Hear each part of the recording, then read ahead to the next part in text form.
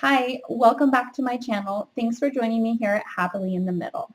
Today I'm going to be sharing with you some general tips about classroom management, and the tip that I'm going to be focusing on in this video is relationship building with your students.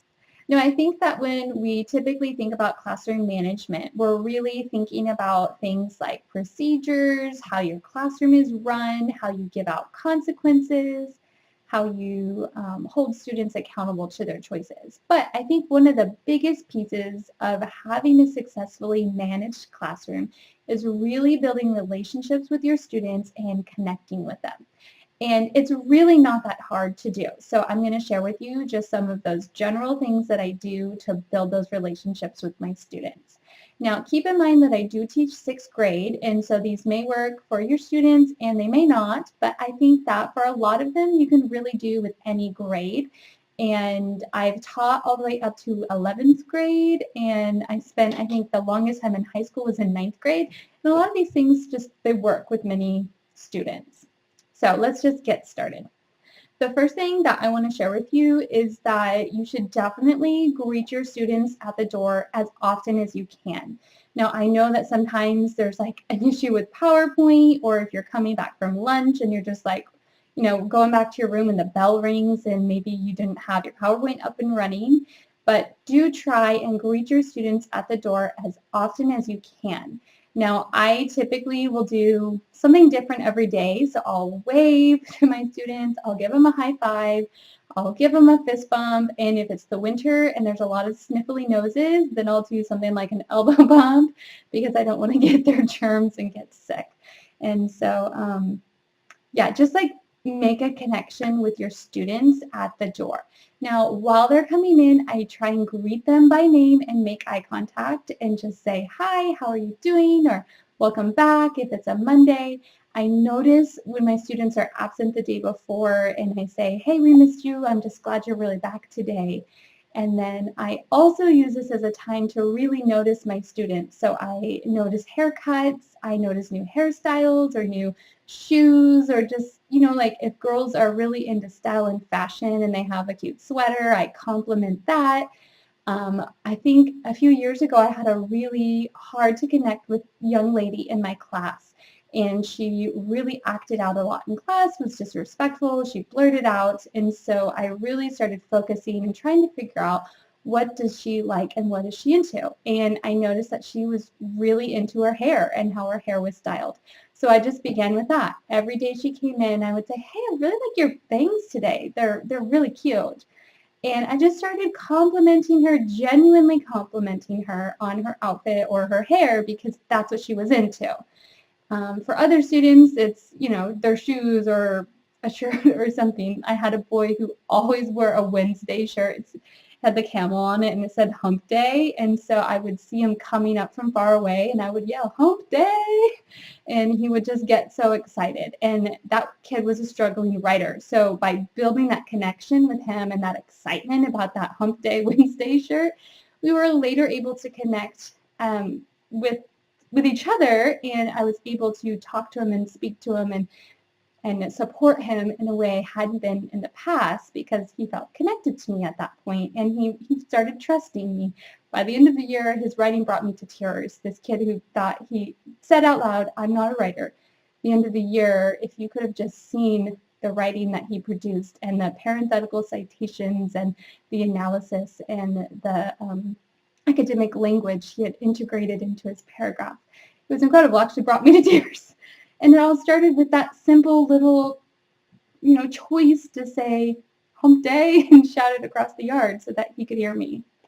Another really great opportunity to just connect with your students is when they're doing the do now, and hopefully you have a chance after you take attendance or whatnot to wander around the room and just say hello to your students. And I use this as a chance to just chat with kids. So if they were gone, just check in, see how they're doing.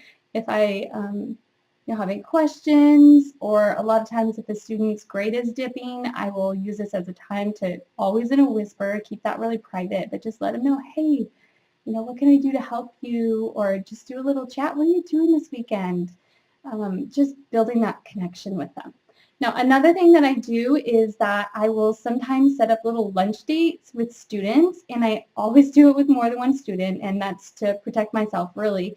But I will invite students to have lunch with me, or I will bring like a peanut butter and jelly sandwich and go sit with them in the cafeteria. And this is just to be with them and talk with them about things they're interested in and hear about what they are interested in and what their lives are like.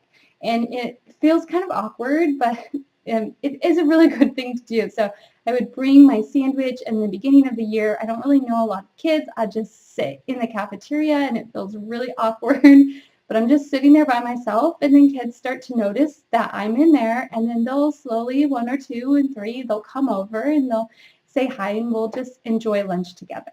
And that is really just about connecting with students and building that relationship to let them know that you really do care. Now, I don't do that every day.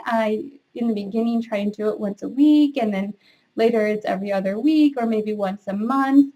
I do put in my class dojo store that students can buy with their points that they earn a pass to eat lunch with the teacher. And so for that pass in particular, students can bring their school cafeteria lunch, and then I will bring a dessert, and we can pick a movie that we can watch. And I keep the movies like rated G or PG because they're sixth graders and have to have parent permission for PG-13 and above. But again, it's just about relationship building. I will explicitly look for students who are really hard to manage in the class, and then I will invite them to lunch, and I'll invite them and their friend in class to lunch, and they'll come and we'll have lunch together. And it's just to have a different opportunity to build a connection where I'm not a threat to them in the sense that I'm the authority in the classroom, that we can really get to know each other in a safe environment. And for the most part, that really makes a difference in the relationship with my students and really helps them come around. And it's really fun too.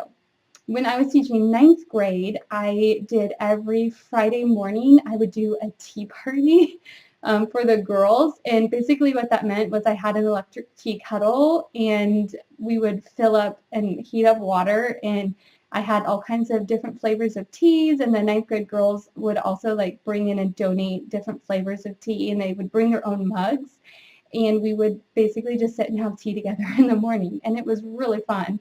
Now, I know not every school allows electric tea kettles. It's like a violation of Williams, and kids can like burn themselves with the water, so you should check into that. But at the time I worked in a private school, and it was allowed.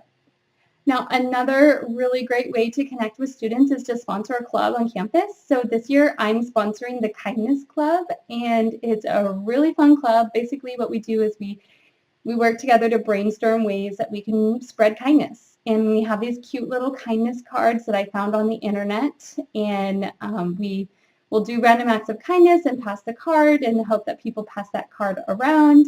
We are also brainstorming projects we can do, one we can do in our school, one we can do locally, one we can do nationally, one we can do internationally. And so that way we're spreading kindness in like a big way, not just a small way on our campus. And it's really fun, and it's just for 5th and 6th graders because my school goes 5-8. And then the 7th and 8th graders have a different sort of kindness service club called the Interactors Club. And now my final tip for you is to go to the students' after-school activities or sports, whatever it is they do. A lot of times kids will just tell me and invite me to their basketball game or their volleyball game or their soccer game. Even if you just go for like 20 minutes or a half hour, make sure they see you in the stands, cheer for them, just be excited for them. Other kids are going to see you there in the stands. It's a really great opportunity for you to build connection again with those students.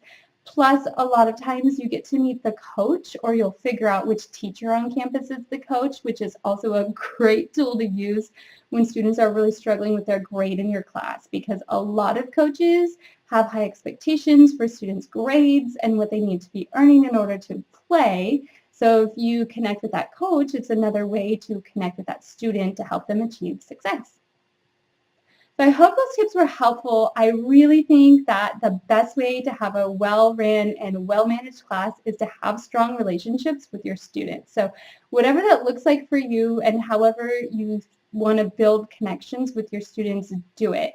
It will make a huge difference. All of the teacher books I've ever read about classroom management talk about the importance of that relationship building in the classroom. It can incredibly impact your class. It can change a student's attitude around. Now, it doesn't work for everyone, so don't feel like if you're doing it and it's not working, you're not doing anything wrong. It's just some kids, they kind of live outside of those things we try for the general public of our classroom. And then in our tiers of intervention, you move up to tier 2 or tier 1 to try different strategies for those really hard to reach kids. Thanks so much for joining me here at Happily in the Middle. Don't forget to hit subscribe so you don't miss any of the other videos. Have a great day.